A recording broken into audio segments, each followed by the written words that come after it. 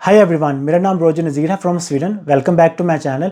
आज हम बात करेंगे स्वीडिश एम्बेसी पाकिस्तान के बारे में। जैसे आपको पता है कि स्वीडिश एम्बेसी ने अपने जो ऑपरेशंस हैं पाकिस्तान के अंदर वो टेम्परेरी तौर पे बंद किए हुए हैं, जिसकी वजह से पूरे पाकिस्तान के जो लोग हैं उनको अगर स्वीडन के अंदर अगर स्टडी के लिए आना है या वर्क वीज़े के लिए आना है या फैमिली रीयूनिफिकेशन, जिसे डिपेंडेंट वीज़ा कहते हैं, हस्बैंड वाइफ या बच्चों का, और वो अपने जो है वो फैमिलीज़ को नहीं लेके आ पा रहे क्योंकि एम्बेसी का ऑपरेशन जो है वो बंद है। 9 जून के दिन जो है एक बिग न्यूज़ आई है, गुड न्यूज़ भी है, कि अब जो है आप अपना बायोमेट्रिक का या पासपोर्ट चेक का या इंटरव्यू अगर आपका होना है एम्बेसी में, तो आप इथियोपिया जाके उसका कैपिटल जो है वो एडिस अबाबा, वहाँ पे जाके जो है वो अपना बायोमेट्रिक या अपना इंटरव्यू दे सकते हैं। सो ये वेरी गुड न्यूज़ है उन लोगों के लिए जिन्होंने अल्टरनेटिव सोल्यूशन के लिए काफ़ी देर से मुंतज़र थे। सो अगर आप मेरे चैनल पे नए हैं तो मेरा चैनल सब्सक्राइब कर लें। सारी चीज़ें डिस्कस करूंगा कि अगर आपने वर्क परमिट या स्टूडेंट वीज़ा अप्लाई किया तो कब आपको इथियोपिया के अंदर स्वीडिश एम्बेसी में अपॉइंटमेंट के लिए अप्लाई करना पड़ेगा, कौन कौन से डॉक्यूमेंट्स आप अप्लाई करने के लिए लगा सकते हैं, और फॉर एग्जांपल इथियोपिया का कंट्री का आप कैसे वीज़ा ले सकते हैं, कौन कौन से डॉक्यूमेंट्स रिक्वायर्ड होते हैं, उनकी क्या एप्लीकेशन फ़ीस है, फॉर एग्जांपल वो आपने जो देनी होती है, आप अपने साथ कौन से डॉक्यूमेंट्स लेके जा सकते हैं, और उसके साथ इथियोपिया के अंदर आप क्या क्या कर सकते हैं ड्यूरिंग योर विजिट, और इथियोपिया के अंदर होटल की बुकिंग आपने कैसे करवानी है, पाकिस्तान से इथियोपिया आप कैसे जा सकते हैं, कितनी कौन सी एयरलाइन जाती हैं, कितने पैसे लगते हैं, और इथियोपिया के अंदर आपने कौन सा वीज़ा आपको लेना चाहिए ताकि आप अपना सारा जो ट्रिप है वो आप मैनेज कर सके, सिंगल 60 डेज एंट्री के या 90 मल्टीपल एंट्री का वीज़ा। इस सारे सिनेरियो को मैं आपके सामने डिस्कस करूंगा।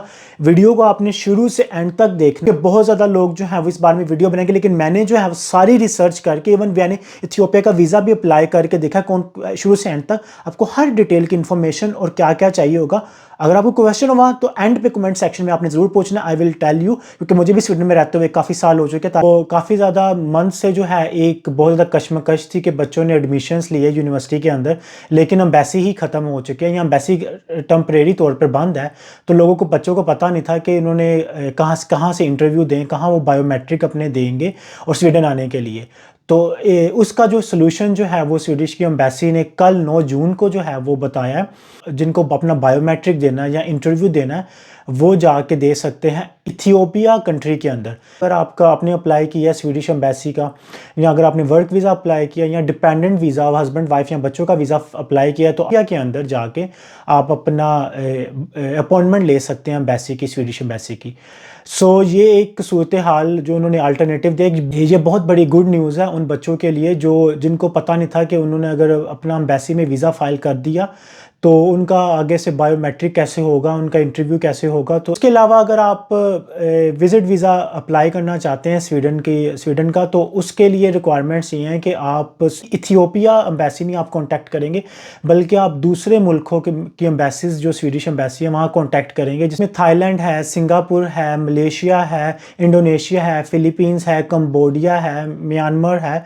सो इन कंट्रीज़ की अगर एम्बेसीज जो स्वीडिश है उधर जाके आप अपने जो है वो लेस दैन 30 डेज़ जो कि विज़िट वीज़ा होता है शेंजन स्वीडन का, वो अप्लाई कर सकते हैं। लेकिन इथियोपिया के अंदर सिर्फ आप अपना स्टडी वीज़ा, वर्क वीज़ा या फैमिली रीयूनिफिकेशन, जिसे डिपेंडेंट वीज़ा भी कहते हैं, वो अप्लाई कर सकते हैं। सो ये जो अल्टरनेटिव है ये पाकिस्तानी नेशनल्स के लिए जो वीज़ा अप्लाई करना चाहते हैं स्वीडन का। 2023 का इंटेक है, जो सितंबर का इंटेक है, उसके अंदर बच्चों ने अपनी फ़ीसें जो हैं, कुछ बच्चों ने अप्लाई दे भी दी हैं, कुछ बच्चों ने नहीं भी दी क्योंकि इसी कश्मकश में थे, लेकिन अब उनके लिए ग्रीन सिग्नल है कि वो अपनी फ़ीसें यूनिवर्सिटी को दे सकते हैं। और फ़ीस देने के बाद जो स्वीडिश इमिग्रेशन, जिसे मिग्राकुंसवर्केट कहते हैं स्वीडन के अंदर, तो वो आपका जब केस ऑफिसर या वीज़ा ऑफिसर साइन होगा, तो अगर उसने आपका इंटरव्यू लेना हुआ तो वो आपको ईमेल करेगा कि आप अपना इंटरव्यू जो है वो दें। तो वो आप फिर इथियोपिया एम्बेसी जो स्वीडिश की है वहाँ पे कांटेक्ट करेंगे अपनी अपॉइंटमेंट के लिए। सो अभी फौरी से अपनी अपॉइंटमेंट इथियोपिया के लिए आपने बुक नहीं करवा लेनी, पैनिक नहीं होना। तो स्टूडेंट वीज़ा अप्लाई करने का तरीका है वो ये होता है कि जब आप अपनी यूनिवर्सिटी की फ़ीस पे करवाते हैं और उसके बाद जो है आप अपना वीज़ा अप्लाई करते हैं स्वीडिश इमिग्रेशन को, जो स्वीडन के अंदर इमिग्रेशन को कहते हैं मिग्राकुंसवर्केट। सो इस वेबसाइट के ऊपर जाके आप अपना वीज़ा अप्लाई करते हैं, अपने रिलेटेड डॉक्यूमेंट्स अपलोड करते हैं और आपको वेट करना पड़ता है 30 डेज़, 60 डेज़ या थोड़ा सा ज़्यादा। तो जब जब आपको वीज़ा ऑफिसर या केस ऑफिसर स्वीडन की इमिग्रेशन का, स्वीडन के अंदर जो रहते हैं, वो जब आपको साइन होता है तो वो देखते हैं कि आपकी प्रोफाइल, इथियोपिया जो है स्वीडिश एम्बेसी को ईमेल करेंगे, उनसे बात करेंगे कि मुझे जो है वो इमिग्रेशन ने ये ईमेल भेजी है और मुझे अब जो है वो अब बायोमेट्रिक या पासपोर्ट चेक के लिए जो है वो अपॉइंटमेंट चाहिए। तो वो आपको इथियोपिया जो है वो आपको अपॉइंटमेंट देंगे और देन आपको फिर जो है वो फर्दर नेक्स्ट स्टेप आपको होगा इथियोपिया कंट्री के अंदर आपने अपना वीज़ा फाइल करने से, टूरिस्ट वीज़ा कहते हैं। जो इथियोपिया का टूरिस्ट वीज़ा वो मैंने अभी उनकी वेबसाइट पे पढ़ा, पाकिस्तानी नेशनल्स के लिए बहुत सिंपल है, कोई इसमें कोई काफ़ी डिफ़िकल्टीज या ज़्यादा डॉक्यूमेंट्स नहीं आपको रिक्वायर्ड होगे।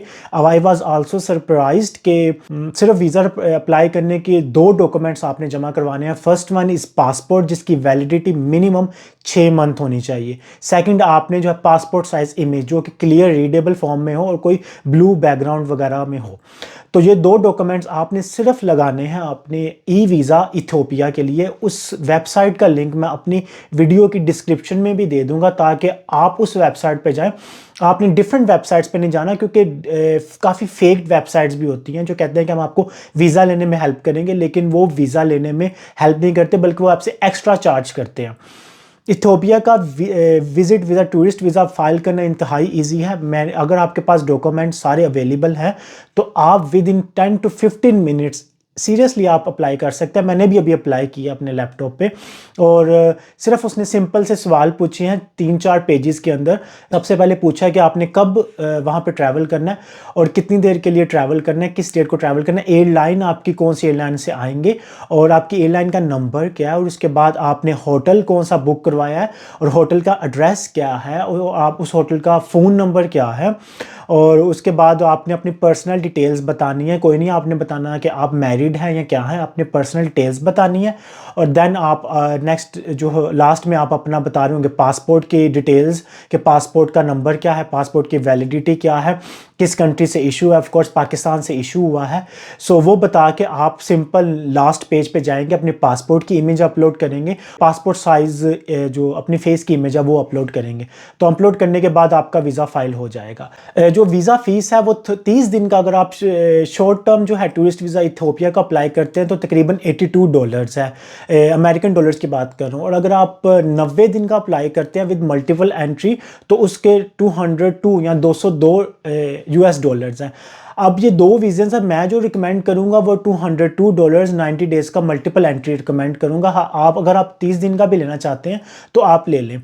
अगर आप मल्टीपल एंट्री का जो 90 डेज़ का ले लेते हैं, थोड़े से पैसे डबल से थोड़े से ज़्यादा हैं 30 दिन के, लेकिन फ़ायदा क्या हो सकता है, फॉर एग्ज़ाम्पल अगर आपने जुलाई के अंदर अपना वीज़ा अप्लाई किया है स्वीडन का और आपके पास अगर 3 मंथ का अगर आपके पास वीज़ा फॉर एग्ज़ाम्पल अगर आपको मिलता है तो आप वहाँ पे उस इथियोपिया में जाएंगे, वहाँ पे अपना बायोमेट्रिक देंगे, पासपोर्ट चेक करवाएंगे, क्योंकि ये नवंबर लास्ट ईयर जो नवंबर से स्वीडन की इमिग्राशंस वर्कर या इमिग्रेशन ने जो न्यू रिक्वायरमेंट दिया कि अब आपको पासपोर्ट भी अपना चेक करवाना पड़ेगा। वो पासपोर्ट देखते हैं कि अगर आपका पासपोर्ट वैलिड है या नहीं वैलिड, जेन्युइन है या नहीं जेन्युइन। तो ये चीज़ें उन्होंने चेक करनी है। बिल्कुल सिंपल 10 मिनट का प्रोसेस होता है और जिसमें बायोमेट्रिक भी 5 मिनट का होता है। तो टोटल 10 से 15 मिनट का ये प्रोसेस होता है बायोमेट्रिक का। इंटरव्यू हुआ तो then we don't know that कि 10 मिनट का इंटरव्यू होता है या 15 मिनट का।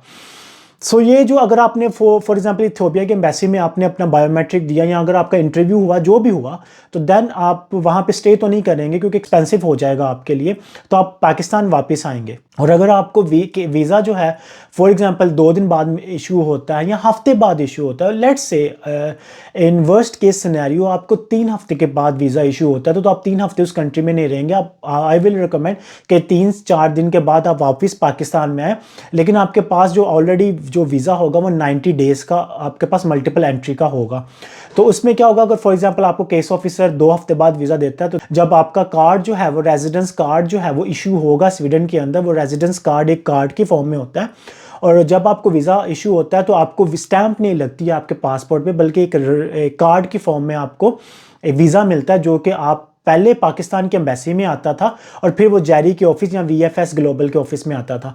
लेकिन क्योंकि अब इथियोपिया है तो आप ये भी कह सकते हैं अगर आपके पास 90 दिन का वीज़ा कि आप इथियोपिया के अंदर एम्बेसी में मेरा जो है वो रेजिडेंस कार्ड जो है भेज दें, ताकि अगर आपके पास 90 दिन का वीज़ा होगा तो दोबारा आप इथियोपिया जाए, अपना रेजिडेंस कार्ड पिक करें और वहाँ से फर्दर एयरलाइन जो है वो स्वीडन की ले लें, ताकि आप इथियोपिया से सीधा जो है वो स्वीडन के अंदर आ सकें। सो ये मेरी रिकमेंडेशन है, लेकिन ऑफ कोर्स आप अपने सर्कमस्टांसिस के हिसाब से खुद फैसला कर सकते हैं, क्योंकि आप अपने सर्कमस्टांसिस को बेहतर जानते हैं।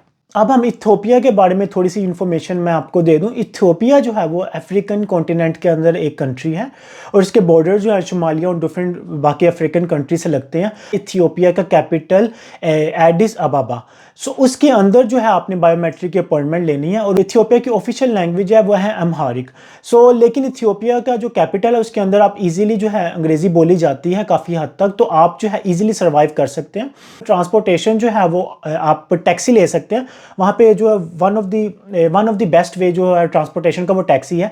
दो तरह की वहाँ पे टैक्सीज जो है वो चलती हैं। एक है कि आप मीटर टाइप से, कि अगर आपने जहाँ से ट्रैवल स्टार्ट किया और जहाँ पे रोके जो मीटर के अंदर रीडिंग है उसके हिसाब से आपने पैसे देने हैं। इसकी सेकंड ऑप्शन है वो आपने है कि आप नेगोशिएट करना है कि यार मैं इतने पैसे दूंगा और मैंने जो है इस होटल में मैंने जाना है, तो आप उस हिसाब से भी पैसे अपने अपने कर सकते हैं। लेकिन आई विल हाईली रिकमेंड कि before sitting in the taxi आप अपना जो है नेगोशिएट कर लें और अपने होटल की जगह पे आप इजीली पहुंच जाएं। और आई विल रिकमेंड कि 1 या 2 दिन पहले जाएं, ताकि आपको पता हो कि एम्बेसी कहाँ पे है और किस टाइम आपने जाना, ताकि आप वक्त पे एम्बेसी में पहुंच सके, वक्त पे आपकी बायोमेट्रिक की अपॉइंटमेंट हो। ऐसा ना हो कि आपकी अपॉइंटमेंट जो है वो आपसे मिस हो जाए और आप इतनी दूर से पाकिस्तान से वहाँ पे गए हो। तो बताता हूँ कि आपने पाकिस्तान से इथियोपिया कैसे जाना है। अभी वैसे तो पाकिस्तान से कोई डायरेक्ट फ़्लाइट नहीं है जो आपको इथियोपिया लेके जाए, लेकिन आप किसी सेकंड कंट्री में जा सकते हैं, जैसे कि दुबई है या इस्तंबुल है, या पहले दुबई जाएंगे, दुबई से फिर आप जो है इथियोपिया जाएंगे। इथियोपियन जो एयरलाइन जो है वो one of the good airline है, अफ्रीकन की टॉप 3 में आती है उसकी रैंकिंग। और सम वेबसाइट्स जो हैं वो कंसीडर करें कि इथियोपियन एयरलाइन जो है African one of the best airlines है। और उसके हिसाब से आप जो मैंने उनके एयर फेयर देखा था, वो एयर फेयर तकरीबन जो है ना 2 लाख के करीब आपको आने जाने की जो है वो टिकट पड़ जाएगी पाकिस्तान से इथियोपिया उनके कैपिटल एडिस अबाबा में जाने के लिए। लेकिन आई विल हाईली रिकमेंड कि आपने अगर इथियोपिया विजिट करना है तो आप वहाँ पे कुछ अगर म्यूज़ियम्स हैं, क्योंकि आप इतनी ट्रैवल पैसे लगा के जा रहे हैं, तो अब म्यूज़ियम्स वहाँ के काफ़ी फेमस म्यूज़ियम्स हैं, वहाँ पे रेस्टोरेंट्स बहुत अच्छे हैं, वहाँ की कुजीन्स बहुत फेमस हैं। तो आप इथियोपिया के अंदर जाके अपनी वो भी जगहों को अगर आप विजिट करना चाहें फॉर बीइंग अ टूरिस्ट तो वो भी आप कर सकते हैं। लेकिन अगर आप किसी भी कंट्री में जाते हैं तो आप पहले उसका रिसर्च करते हैं कि उस कंट्री के अंदर आपने कौन कौन से थिंग्स टू डू करने हैं, या उस कंट्री की सिक्योरिटी सिचुएशन कैसे है या पॉलिटिकल सिचुएशन कैसे हैं और आप वहाँ पे क्या क्या कर सकते हैं। तो मैंने आपको कंट्री के सारा बैकग्राउंड बता दिया, लेकिन अगर आपने वहाँ पे जाना है तो अपनी पूरी रिसर्च करें। अगर आपका कोई जानने वाला वहाँ पे रहता है तो उससे पूछे कि इथियोपिया में क्या सूरत हाल है, कहाँ रहना चाहिए, कैसे रहना चाहिए। और वहाँ पे और भी क्वेश्चंस अगर आपको कोई वहाँ से हो के आया हुआ है तो आप उनसे भी क्वेश्चंस पूछ सकते हैं और अपनी पूरी रिसर्च करें। इथियोपिया की जो करेंसी है उसे कहते हैं इथियोपियन बर। जो इथियोपियन बर है वो तकरीबन एक इथियोपियन बर पाकिस्तानी जो 5.28 जो है वो PKR के इक्वल होता है। फॉर एग्जांपल अगर आपने 100 इथियोपियन बर लेना है तो आपको 527 PKR देना पड़ेगा। और ये हाईली रिकमेंड होता है अगर आप किसी भी कंट्री में जाते हैं तो airport one of the best way होता है जब आप अपनी करेंसी जो है वो एक्सचेंज कर सकते हैं। आई एम नॉट श्योर कि अगर आप पाकिस्तान के अंदर ऑलरेडी किसी एक्सचेंज एजेंसी में जाके इथियोपियन बर ले सकें, लेकिन अगर आपको नहीं मिलता तो you don't need to be panic. आपने डॉलर या यूरो में उसे लेना है और वो आपने जाके इथियोपियन जो एयरपोर्ट पे आपने एक्सचेंज कर लेने, then you can use that currency everywhere. जो इथियोपियन बस है वो यूजली जो है वो पीक आवर्स में जब छुट्टी का टाइम होता है, जाने का स्कूल का टाइम होता है, काफ़ी क्राउडेड होती है। तो आई विल सजेस्ट कि आप टैक्सी का इस्तेमाल करें। ये मेरी one of the biggest advice होगी कि आपने एम्बेसी जाते वक्त अपने सारे डॉक्यूमेंट्स साथ लेके जाने हैं। कोई एक्स्ट्रा डॉक्यूमेंट्स भी हैं वो भी अपने बैग में डालें। फॉर एग्जांपल अगर आपको यूनिवर्सिटी का एडमिशन लेटर है, अपनी यूनिवर्सिटी की ट्रांसक्रिप्ट है, या कोई और भी आपके सपोर्टिंग डॉक्यूमेंट्स हैं, बैंक स्टेटमेंट्स हैं, 1 नहीं 2 कॉपीज लेके जाएं। आप इतनी दूर जा रहे हैं, आपको नहीं पता वहाँ पे फोटोकॉपी का क्या हिसाब है। So you have to prepare and gather all the documents. Even आपका बायोमेट्रिक, आपका इंटरव्यू नहीं है, आपका पासपोर्ट चेक का इंटरव्यू नहीं, फिर भी आपको सारे डॉक्यूमेंट्स एम्बेसी में लेके जाने चाहिए ताकि आपका प्रोसेस जो है वो स्मूथ चले। आप इतनी दूर जा रहे हैं। सो ये एक अच्छी न्यूज़ है उन लोगों के लिए, स्पेशली उन लोगों के लिए अगर जो फैमिली टाइज या फैमिली रीयूनिफिकेशन करना चाहते हैं, जिन्होंने अपनी बीवी बच्चे या अपने हस्बैंड को स्वीडन के अंदर बुलाना है, और जो यहाँ पे ऑलरेडी मुकीम है वो अपने पेरेंट्स को या अपने सिबलिंग्स को या किसी को भी अगर बुलाना चाहते हैं तो उनको जो है वो उन एम्बेसीज को कांटेक्ट करना पड़ेगा जो उन्होंने वेबसाइट इमिग्रेशन ने दी है। मैं इमिग्रेशन मिग्राशंसवर्क जो स्वीडिश इमिग्रेशन है उसकी लिंक जो है वेबसाइट का और वो सारी डिटेल्स अपनी डिस्क्रिप्शन में ज़रूर दूंगा। और अगर आपको इसके रिलेटेड कोई क्वेश्चन हुआ तो आप मुझे कमेंट सेक्शन में पूछ लें। मैं इस वक्त स्वीडन में मुकीम हूँ। मैं स्वीडन की इमिग्रेशन को भी फ़ोन करके या इनको ईमेल्स करके यहाँ अपना जो नॉलेज है, जितने सालों से मैंने यहाँ पे गैदर किया, मैं आपको उसके मुताबिक भी जवाब दे सकूँ। So feel free to ask if you have any kind of question. और प्लीज़ मेरी जो है इस वीडियो को लाइक करें, और मेरा चैनल अगर आप नए हैं तो ना भूलें मेरे चैनल को ज़रूर सब्सक्राइब करें।